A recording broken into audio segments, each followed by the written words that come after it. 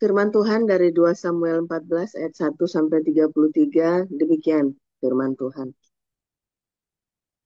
Ketika Yoab, anak Zeruya, mengetahui bahwa hati raja merindukan Absalom, maka ia menyuruh orang Tekoa menjemput dari sana seorang perempuan yang bijaksana. Lalu ia berkata kepada perempuan itu, "Berlakulah pura-pura berkabung dan pakailah pakaian berkabung. Janganlah berurap dengan minyak dan berlakulah seperti seorang perempuan yang telah lama berkabung karena seorang mati." Kemudian masuklah menghadap raja dan berbicaralah kepadanya seperti ini. Lalu Yoab menaruh perkataannya ke dalam mulut perempuan itu. Ketika perempuan Tekoa itu masuk menghadap raja, sujudlah ia dengan mukanya ke tanah dan menyembah sambil berkata, "Tolonglah, ya tuanku raja." Raja bertanya kepadanya, "Ada apa?" Jawabnya, "Ah, aku ini seorang janda, sebab suamiku sudah mati. Hambamu ini mempunyai 2 orang anak laki-laki. Mereka berkelahi di padang, dan karena tidak ada yang memisahkan, maka yang satu memukul yang lain dan membunuh dia. Dan sekarang seluruh kaum keluarga bangkit melawan hambamu ini, dan mereka berkata, 'Serahkanlah orang yang membunuh saudaranya itu, supaya kami menghukum dia mati ganti nyawa saudaranya yang telah dibunuhnya itu, dan supaya kami memunahkan juga ahli waris itu.' Mereka hendak memunahkan keturunanku yang masih tersisa itu dengan tidak meninggalkan nama atau keturunan bagi suamiku di muka bumi." Lalu berbicaralah raja kepada perempuan itu, "Pulanglah ke rumahmu. Mengenai engkau akan kuberi perintah."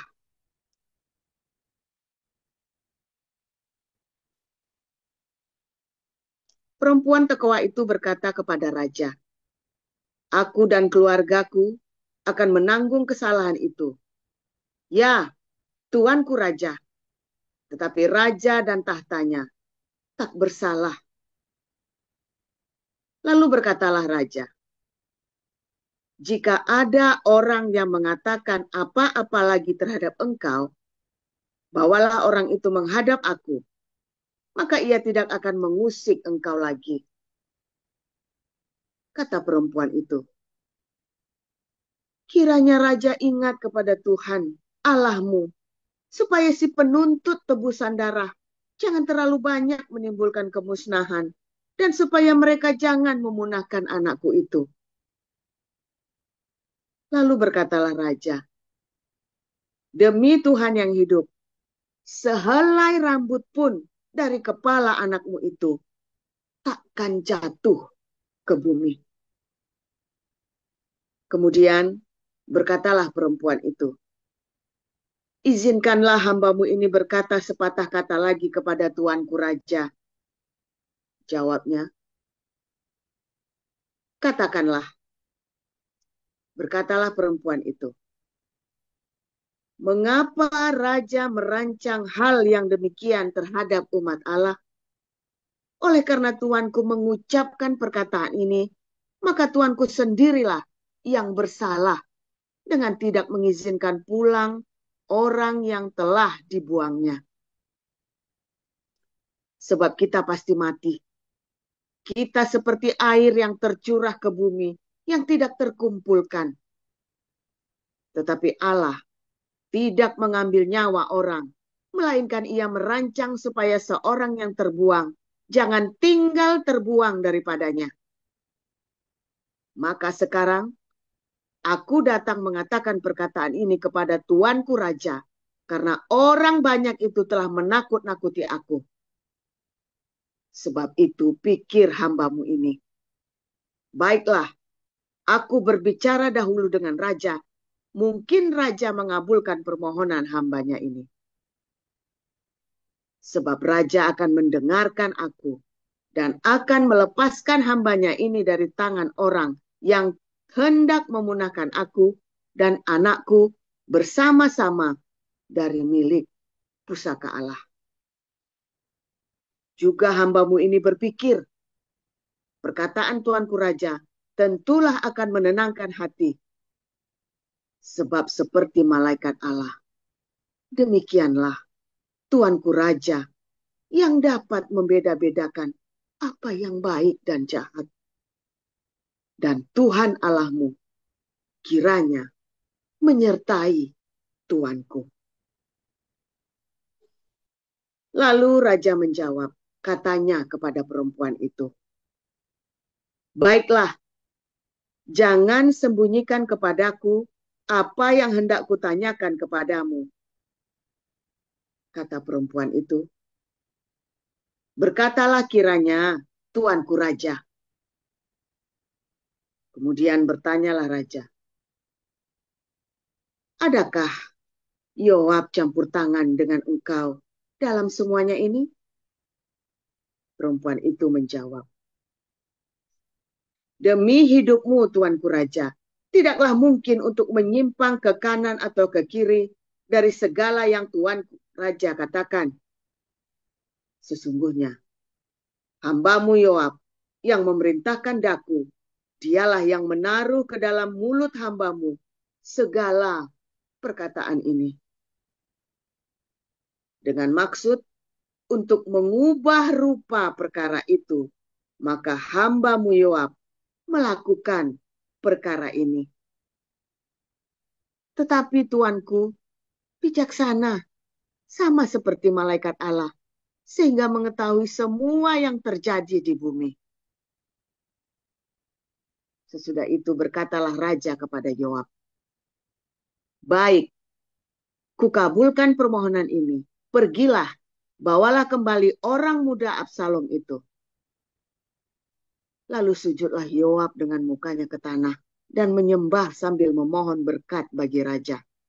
Dan Yoab berkata, pada hari ini hambamu mengetahui bahwa tuanku raja suka kepada hamba karena tuanku telah mengabulkan permohonan hambamu ini.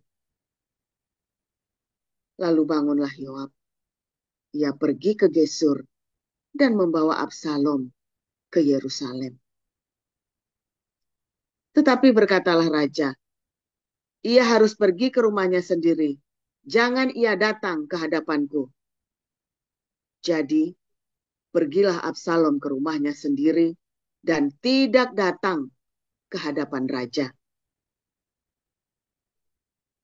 Di seluruh Israel, tidak ada yang begitu banyak dipuji kecantikannya seperti Absalom.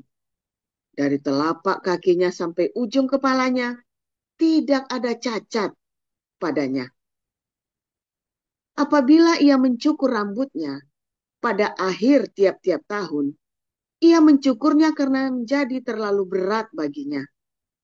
Maka ditimbangnya rambutnya itu, 200 shikal beratnya, menurut batu timbangan raja. Bagi Absalom, lahir 3 orang anak laki-laki dan seorang anak perempuan yang bernama Tamar. Ia seorang perempuan yang cantik. Setelah Absalom diam di Yerusalem genap 2 tahun lamanya dengan tidak datang ke hadapan raja, maka Absalom menyuruh memanggil Yoab untuk diutus kepada raja. Tetapi ia tidak mau datang kepadanya. Kemudian disuruhnya memanggil dia lagi untuk kedua kalinya. Tetapi ia tidak mau datang. Lalu berkatalah ia kepada hambanya, lihat, ladang Yoab ada di sisi ladangku dan di sana ada jelainya. Pergilah, bakarlah itu. Maka hamba-hamba Absalom membakar ladang itu. Lalu Yoab pergi mendapatkan Absalom ke rumahnya dan bertanya kepadanya, mengapa hamba-hambamu membakar ladang kepunyaanku itu? Jawab Absalom kepada Yoab. Ya, aku telah menyuruh orang kepadamu mengatakan, datanglah kemari, supaya aku mengutus engkau kepada raja untuk mengatakan, apa gunanya aku datang dari Gesur? Lebih baik aku masih tinggal di sana. Maka sekarang, aku mau datang ke hadapan raja. Jika aku bersalah, biarlah ia menghukum aku mati.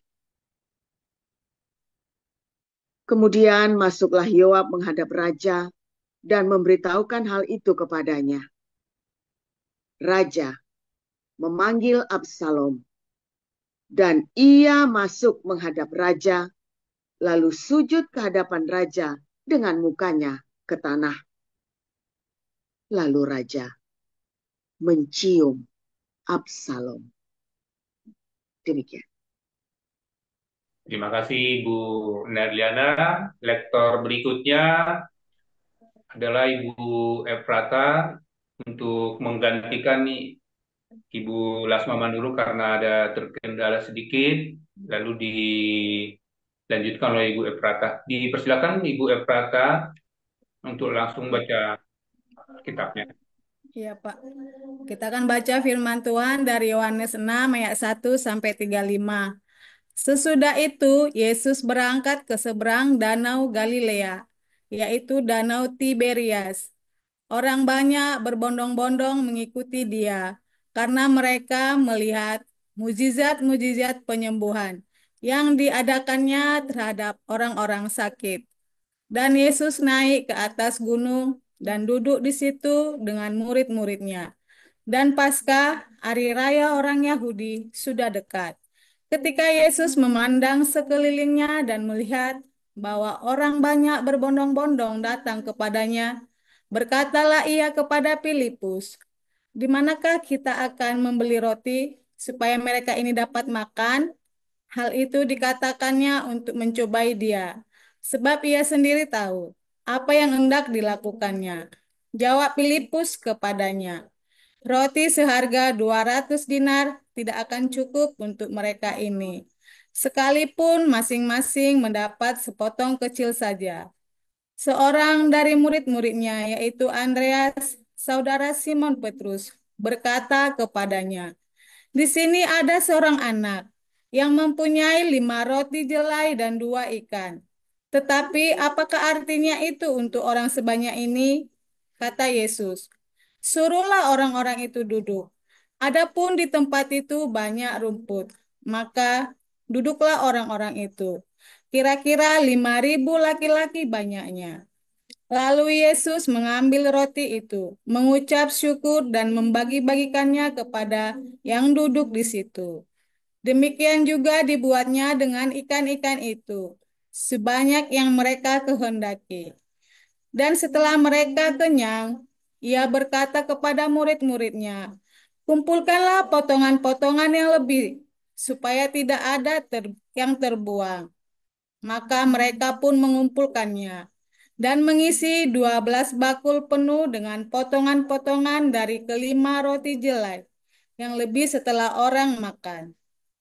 Ketika orang-orang itu melihat mukjizat yang telah diadakannya, mereka berkata, "Dia ini adalah benar-benar nabi yang akan datang ke dalam dunia." Karena Yesus tahu bahwa mereka hendak datang dan hendak membawa dia dengan paksa untuk menjadikan dia raja, ia menyingkir pula ke gunung seorang diri.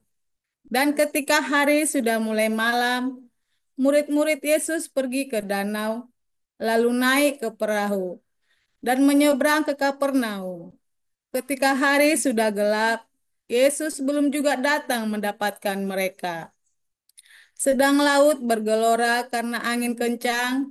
Sesudah mereka mendayung, kira-kira 2-3 mil jauhnya, mereka melihat Yesus berjalan di atas air mendekati perahu itu. Maka ketakutanlah mereka. Tetapi ia berkata kepada mereka, "Aku ini, jangan takut." Mereka mau menaikkan dia ke dalam perahu. Dan seketika juga perahu itu sampai ke pantai yang mereka tujui. Pada keesokan harinya orang banyak yang masih tinggal di seberang melihat bahwa di situ tidak ada perahu selain daripada yang satu tadi, dan bahwa Yesus tidak turut naik ke perahu itu bersama-sama dengan murid-muridnya, dan bahwa murid-muridnya saja yang berangkat. Tetapi sementara itu, beberapa perahu lain datang dari Tiberias dekat ke tempat mereka makan roti. Sesudah Tuhan mengucap syukur atasnya. Ketika orang banyak melihat bahwa Yesus tidak ada di situ dan murid-muridnya juga tidak, mereka naik ke perahu-perahu itu lalu berangkat ke Kapernaum untuk mencari Yesus. Ketika orang banyak menemukan Yesus di seberang laut itu, mereka berkata kepadanya, "Rabi, bila manakah engkau tiba di sini?" Yesus menjawab mereka, "Aku berkata kepadamu, sesungguhnya kamu mencari aku, bukan karena kamu telah melihat tanda-tanda, melainkan karena kamu telah makan roti itu dan kamu kenyang. Bekerjalah, bukan untuk makanan yang akan dapat binasa, melainkan untuk makanan yang bertahan sampai kepada hidup yang kekal, yang akan diberikan Anak Manusia kepadamu. Sebab dialah yang disahkan oleh Bapa Allah dengan materanya." Lalu kata mereka kepadanya, "Apakah yang harus kami perbuat supaya kami mengerjakan pekerjaan yang dikehendaki Allah?" Jawab Yesus kepada mereka, "Inilah pekerjaan yang dikehendaki Allah, yaitu hendaklah kamu percaya kepada Dia yang telah diutus Allah." Maka kata mereka kepadanya, "Tanda apakah yang engkau perbuat supaya dapat kami melihatnya dan percaya kepadamu? Pekerjaan apakah yang engkau lakukan? Nenek moyang kami telah makan mana di padang gurun, seperti ada tertulis, mereka diberinya makan roti dari sorga." Maka kata Yesus kepada mereka, "Aku berkata kepadamu, sesungguhnya bukan Musa yang memberikan kamu roti dari sorga, melainkan Bapakku yang memberikan kamu roti yang benar dari sorga. Karena roti yang dari Allah ialah roti yang turun dari sorga dan yang memberi hidup kepada dunia." Maka kata mereka kepadanya, "Tuhan, berikanlah kami roti itu senantiasa." Kata Yesus kepada mereka, "Akulah roti hidup. Barang siapa datang kepadaku, ia tidak akan lapar lagi. Dan barang siapa percaya kepadaku, ia tidak akan haus lagi." Ayat 36, tetapi aku telah berkata kepadamu, sungguh pun kamu telah melihat aku, kamu tidak percaya. Semua yang diberikan Bapa kepadaku akan datang kepadaku, dan barang siapa datang kepadaku, ia tidak akan kubuang. Sebab aku telah turun dari surga bukan untuk melakukan kehendakku, tetapi untuk melakukan kehendak Dia yang telah mengutus aku. Dan inilah kehendak Dia yang telah mengutus aku, yaitu supaya dari semua yang telah diberikannya kepadaku, jangan ada yang hilang, tetapi supaya kubangkitkan pada akhir zaman. Sebab inilah kehendak Bapakku, yaitu supaya setiap orang yang melihat Anak dan yang percaya kepadanya beroleh hidup yang kekal, dan supaya aku membangkitkannya pada akhir zaman. Maka bersungut-sungutlah orang Yahudi tentang Dia, karena Ia telah mengatakan, "Akulah roti yang telah turun dari sorga." Kata mereka, "Bukankah Ia ini Yesus, anak Yusuf, yang ibu bapanya kita kenal? Bagaimana Ia dapat berkata, 'Aku telah turun dari sorga'?" Jawab Yesus kepada mereka, "Jangan kamu bersungut-sungut. Tidak ada seorang pun yang dapat datang kepadaku jikalau ia tidak ditarik oleh Bapa yang mengutus aku, dan ia akan kubangkitkan pada akhir zaman. Ada tertulis dalam kitab nabi-nabi, dan mereka semua akan diajar oleh Allah. Dan setiap orang yang telah mendengar dan menerima pengajaran dari Bapa datang kepadaku. Hal itu tidak berarti bahwa ada orang yang telah melihat Bapa. Hanya Dia yang datang dari Allah, Dialah yang telah melihat Bapa. Aku berkata kepadamu, sesungguhnya barang siapa percaya, ia mempunyai hidup yang kekal. Akulah roti hidup.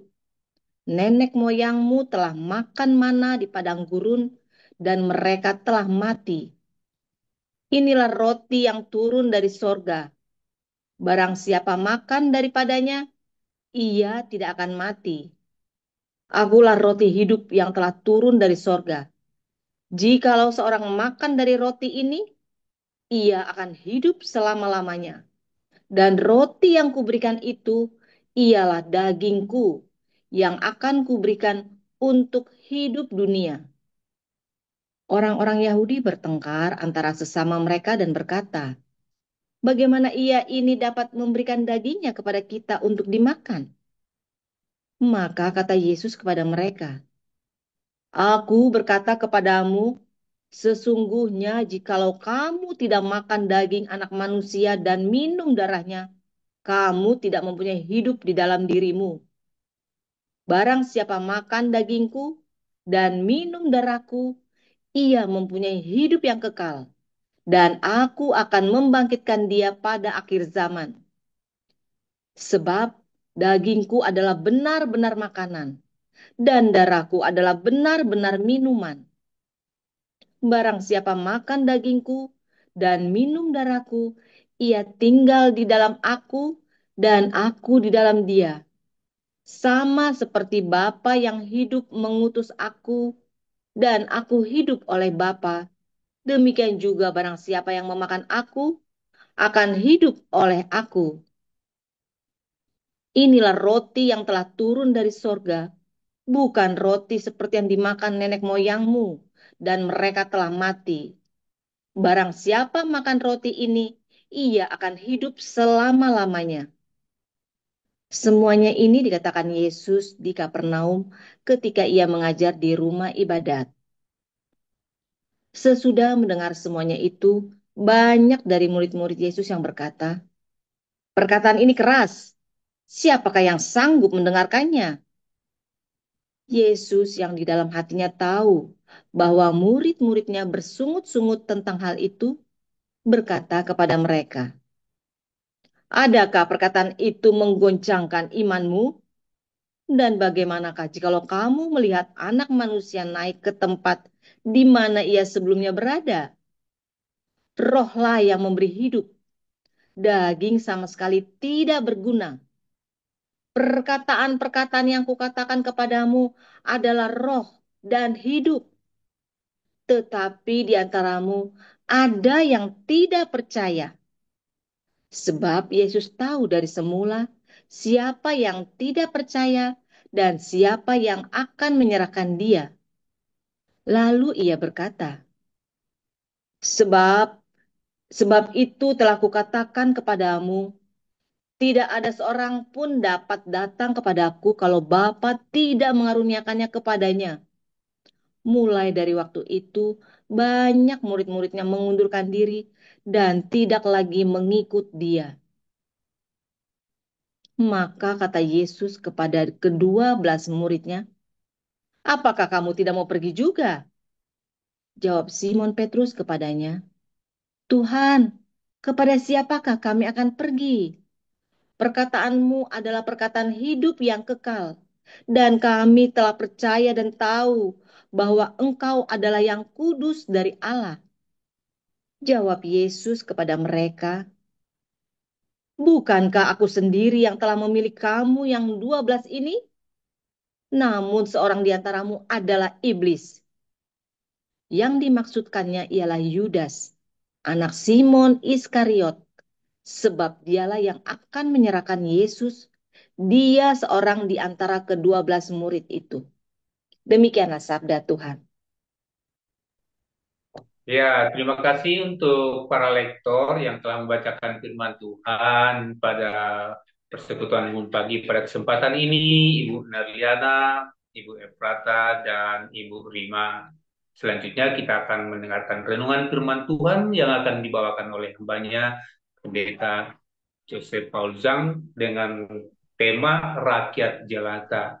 Nah, sebagaimana tentang rakyat jelata ini, mari kita dengarkan langsung bagaimana perspektif dari Pastor Paul. Silakan, Pastor.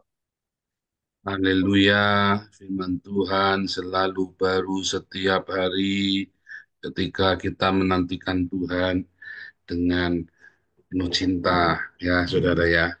Penuh cinta itu ya penuh cinta ya.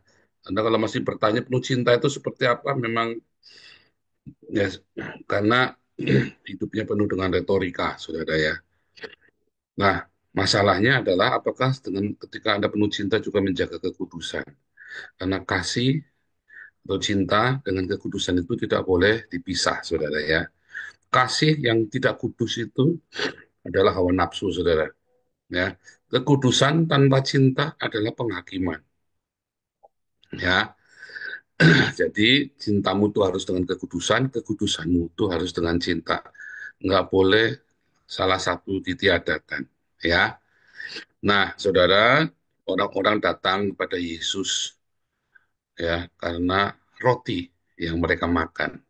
Ya, banyak orang datang dan pergi karena motif, ya saudara ya. Ada motif-motif yang tidak pas. Saya tidak berkata motifnya salah, ya nggak salah. Orang datang mau makan masa salah, saudara. Orang diundang makan kok, ya kan? Sama saja orang datang kemari kita tawarkan beasiswa, sembako, tawarkan segala macam. Orang datang minta itu, ya nggak salah, saudara ya. Yang salah kalau melanggar SOP, ya. Kalau melanggar standar operasional prosedur kita, itulah yang salah. Nah, cuma orang yang datang dengan motif-motif yang apa namanya sekedar untuk mendapatkan sembako saja, sekedar mendapat beasiswa. Orang-orang yang datang ke sini karena lihat, wih ada uang banyak nih di yayasan nih, lalu ingin melakukan upaya-upaya pengambil alihan ya yayasan dan aset-asetnya, maka dia datang kepada tempat yang salah ya, karena setiap komunitas, setiap tadi ya, Uros Nababan suka-suka keliru itu ya, setiap movement ya, apabila movement itu selalu disertai dengan cinta dan kekudusan, sebodoh apapun pengurusnya, saudara, selama ada cinta dan kekudusan di dalamnya, nggak akan bisa kamu mengganggu di dalamnya, saudara. Tidak akan bisa diganggu. Selama para pengurus yang menjaga kasih dan kekudusan, maka tidak akan ada kuasa-kuasa yang bisa mengalahkannya. Artinya movement ini melekat erat kepada Tuhan. Artinya movement ini dalam perlindungan Tuhan sendiri. Selama di situ ada cinta, selama di situ ada kekudusan, ya, maka Tuhan akan menjaga apinya itu tetap ada di situ, saudara. Tetap hangat. Karena ada cinta dan ada kekudusan di sana. Cintanya nggak korak, kekudusannya tidak menghakimi, ya, maka tetap akan ada di sana. Movement ini malah akan tambah besar, saudara. Karena kita akan terus melakukan apa yang dituntun Tuhan dengan polos, dengan lugu. Ya, sebodoh apapun para pengurusnya. Ya, mungkin Anda menganggap rendah, Dr. Yono ini lembek, ya, tidak tegas. Dr. Yono ini tidak berani marah. Memang mungkin Dr. Yono mungkin tidak bisa marah, saudara ya. Tetapi sebodoh apapun, selembek apapun, selemah apapun, ada cinta dan kekudusan di sana, Tuhan akan urap itu, Dr. Yono tuh. Itu beneran, saudara ya. Selemah apapun, selembek apapun, kelihatannya bisa ini, nggak bisa di ini. Tetapi Roh Kudus yang akan menuntun sendiri. Ya, juga para pengurus yang lain, jangan takut jadi damar kasih yang di Damaris. Mungkin Anda tidak terbiasa dengan organisasi, karena banyak orang baru yang kita masukkan yang benar-benar tidak mengerti organisasi. Nggak apa-apa. Ya ada konflik, nggak apa-apa. Yang penting selalu utamakan kasih dan kekudusan. Ada konflik, nggak apa-apa, saudara. jalan. Tapi karena kita memang sengaja cari orang-orang yang lebih, ya, yang lebih lembut orangnya, yang lebih asertif, ya, yang mudah-mudahan ini keputusan yang baik ya saudara, karena kita perlu melakukan eh, reformasi ya. Di awal kita harus orang-orang yang militan, orang-orang yang keras-keras ya, karena kalau enggak kita dihajar. Jadi kita nggak bisa menyalahkan Bu Mantu, kita tidak bisa menyalahkan Bu Yanti yang keras, kita nggak bisa menyalahkan dulu ya, ada Pak Santi Ahmad, ada Pak Putih, keras semua ya, ini benturan ya jedernya keras sekali kita saudara ya. Kita tidak bisa menyalahkan, karena memang di awal kita butuh orang-orang yang keras-keras seperti itu saudara ya. Nah, tetapi sudah berjalan, ya komunitas kita sudah makin besar dan keuangannya sudah makin stabil. Maka kita harus cari orang yang lemah lembut untuk mengembalakan. Supaya setiap orang yang datang itu jangan merasa dihakimi. Setiap orang yang datang itu jangan merasa dituduh, aku maling. Ya, sekalipun salah. Sekalipun memang salah atau niat memang memaling, saudara. Walaupun memang niat memaling ya, jangan ngomong dada. Tapi jangan kita nuduh. Pokoknya SOP saja ya. Kalau nggak sesuai SOP, jangan. Tanpa harus marah-marah kan. Kalau dulu kan ada, wah begitu nggak SOP dikit, wah pemaling.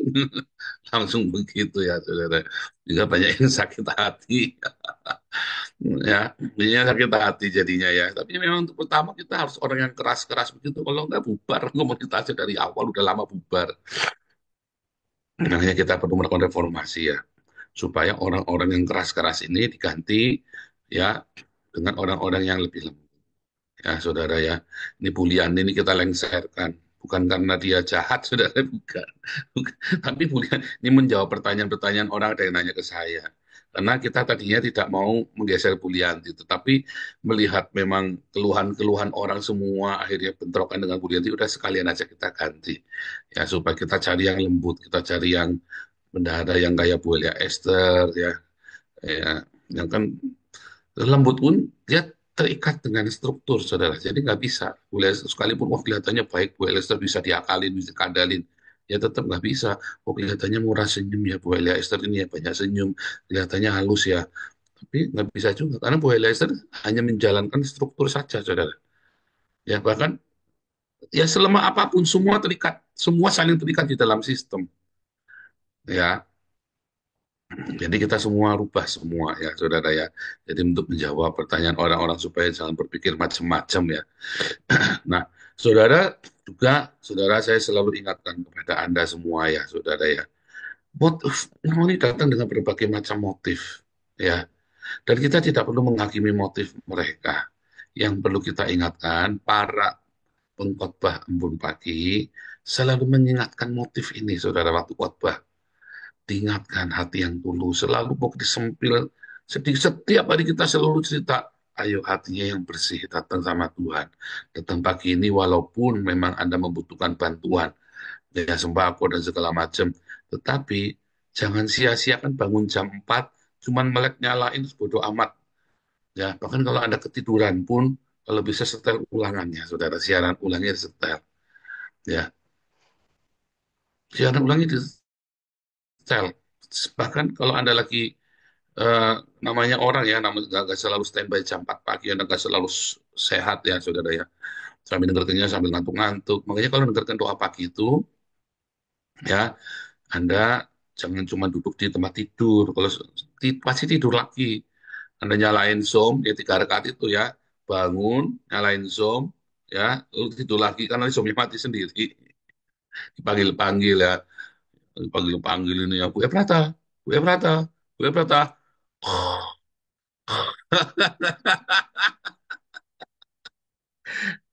Nah iya Fernando sambil ngurus bayi, benar sambil ngurus bayi, sambil bikin teh buat suami kamu, sambil bikin, ya kan, sambil siapkan makanan sarapan. Bapak-bapak, enggak apa-apa, sambil suara dikerasin ya, terus sambil bawa taruh di sebelah, sambil nyiapin sarapan buat anak-anak. Bapak-bapak siapkan sarapan ya, enggak apa-apa.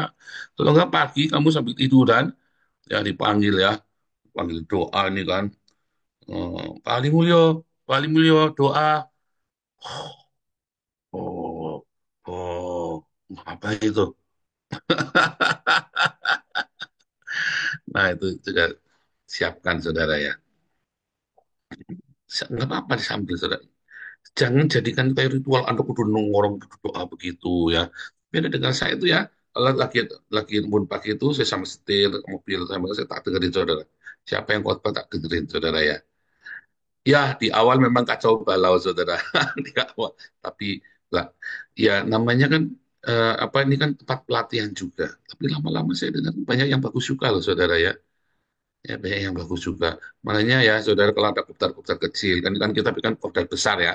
Kopdar besar kita minta eh Pastor Daniel Alexander selalu kopdar besar. Tapi kalau ada kopdar kecil, persekutuan doa, ya, kita bisa undang tuh ya. Terus Sumantri, ya, khotbah, Broweli. Tapi kalau Broweli kan susah, aku bayarin tiketnya dari Australia, saudara, undang khotbah. Pak David Pada, udah bayarin tiketnya, saudara. Nah, tapi kalau pasti Indonesia ya, kalau Pak Broweli pasti Indonesia. Ya kan itu kan bagus-bagus saudara yang dokter itu ya kan bagus saudara sharingnya ya dokter itu bagus padahal termasuk baru di tempat kita ya setahun lebih ya tapi ikut semua kelas ikut semua komplit ya bagus saudara saya jadi anda mulai ya Pak Enardo juga simple ya simple tapi tes tes tes gitu ya nah, itu kan harus anda belajar ya saudara di sini belajar nah tapi baik lagi apapun motifnya saudara ya ini rakyat jelata begitu banyak ya kita ini menanggung banyak orang di sini. Ya, hari ini saja 150 ya. Tumben nih biasanya, oh mungkin karena hari Minggu ya, Senin pagi. Biasanya 177, 180. Nah, belum lagi yang di YouTube ya.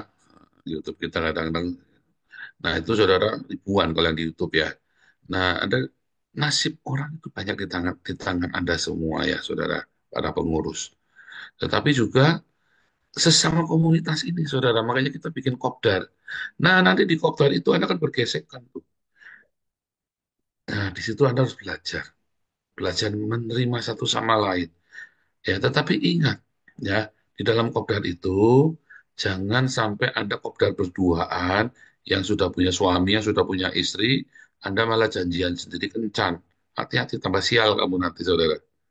Nggak tambah bener, tambah sial hidupmu. Beneran, saudara ya. Nah, sekarang kan ini kita cuma lihat ya semua ya, terus ada scanning ya, oh lihat siapa nih, wih siapa nih yang seksi nih, oh siapa nih yang, Anda hati-hati tuh saudara. Jangan sembarangan tuh nanti. Ya, mungkin itu salah satu motifmu mungkin ada lagi cari memang cari jodoh. Ya, cari jodoh, tapi jangan mesum. Ya, cari jodoh yang benar, tapi jangan mesum. Ya, kalau perlu konsultasikan dengan para pengurus juga. Ya, saudara ya, tiba-tiba dong, Pak, ini orang perempuan ini ngejar-ngejar saya minta dikawin. Loh, kenapa tuh ujuk-ujuk minta dikawin? Iya, katanya jodoh dari Tuhan. Ngomong gundulmu peang, saudara. Ujuk-ujuk datang minta dikawin. Emang kapan kamu, kecuali kamu hamilin dia, punya anak ya kamu. Ya saudara ya. Nah itu kadang-kadang angel ya saudara. Kita ngomongin, ini kayak gini, nah itu tadi, karena Anda ngomong dengerinnya sambil ngantuk kan soalnya kan. Ini dengerin ulang. Ya saya nggak nyuruh Anda cari jodoh di sini, enggak. Ya misalnya, ini kan saya bilang misalnya, tapi bukan disuruh, bukan ya. Aduh, tapi walaupun nikmat cintanya tetap ya. Cintanya tetap sejati Bu Ninuk ini. Aduh, udah mau. Tidak noleh sama yang lain. Tutup buku sudah. Hanya untuk Yesus saja kalau Bu Ninuk itu. Jangan coba-coba. Apapun motifmu di sini ada, saudara. Dari motif yang kamu mau jahat, dari motif yang keliru, tapi tidak maksud jahat, dari motif yang itu semua ada di sini. Jadi saudara ini jangan nggak usah menghakimi. Bu, kamu dasar motifnya kamu udah baik sih ke sini, nggak usah. Ya, kita tahu di sini komunitas. Dalam komunitas itu tadi ada yang mau cari jodoh, ada yang kesepian, ada yang iseng-iseng, ada yang pengen sembako, ada yang cuman mau sembakonya tapi nggak mau ikut sembayangnya, nggak percaya, ya nggak apa-apa pokoknya. Anda kudu masuk ke sini, kudu masuk ke SOM. Kalau Anda masuk SOM ya nggak dapet, kan gitu kan. Tapi ada juga yang motifnya agak baik. Ah, aku ingin tahu itu komunitas apa. Bahkan ada yang lebih baik lagi, kalau bisa aku tak berkontribusi ikut nyumbang. Tapi kalau sudah nyumbang jangan ngatur-ngatur, saudara ya. Sok-sokan kamu nyumbang ngatur-ngatur. ya nyumbang ngatur-ngatur enggak apa-apa kalau nyumbangnya rada banyak, saudara. Cucuk, saudara ya. Kalau nyumbangnya cuma 1.000, bukan apa-apa, bukan menghina. Anda nyumbangnya 1.000 perak, tapi kamu mau ngatur-ngatur, yang diatur capek, tahu nggak? Orang kita lagi ngatur sendiri aja lagi ribet. Ya, mentang-mentang, tapi saya ini udah apa? Saya ini kan juga nyumbang. Iya, kamu ngasih isi usulan saja, tapi jangan ngeribetin gitu loh. Ya, banyak. Ya, itulah rakyat jelata, saudara. Itulah komunitas selalu ada di tempat kita. Ya, ada yang ngatur-ngatur ya di Belanda, padahal kita komunitas cuma 40 orang ya. Tapi ada satu yang seneng yang ngatur-ngatur ya, ribetnya minta ampun ya. Kalau kita sudah bicara, udah janjian, udah meeting, dia nggak ikut meeting, saudara ya. Begitu udah kurang 1 hari, tiba-tiba dia kasih usulan harusnya begini, harusnya begitu, harusnya begono. Lu, kitanya nggak melakukan, saudara, mutung.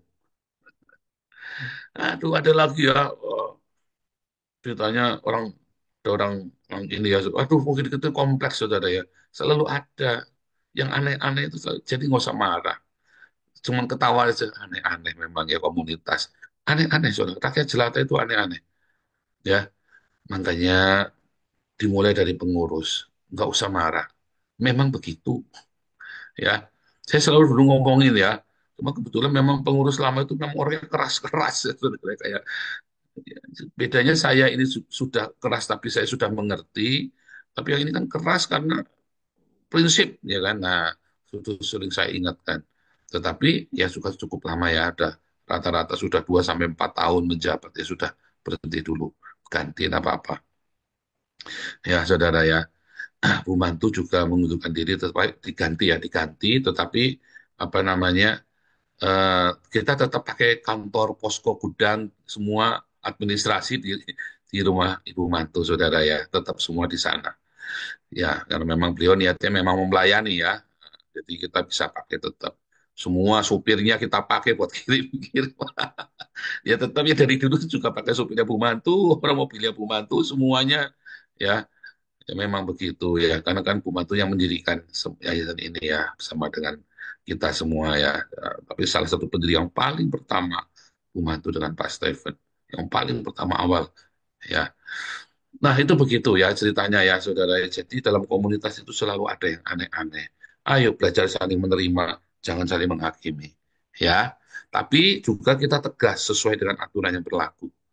Itu kasih dengan kekudusan, ketegasan dengan penerimaan. Pokoknya tetap tegas. Kasih itu bukan lembek. Enggak ya, enggak, sudah stop. Tapi tanpa harus curiga, tanpa harus menuduh, tanpa harus marah. Ya, Tuhan Yesus memberkati.